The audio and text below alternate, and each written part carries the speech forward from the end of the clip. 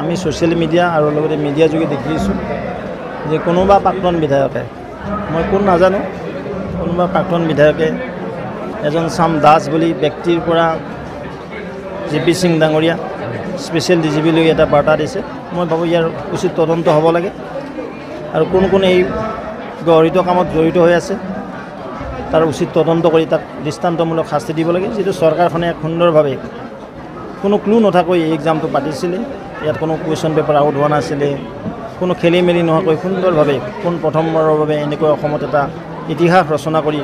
মাননীয় মুখ্যমন্ত্ৰী মহোদয়ৰ বলিষ্ঠ নেতৃত্বত চৰকাৰখনে এক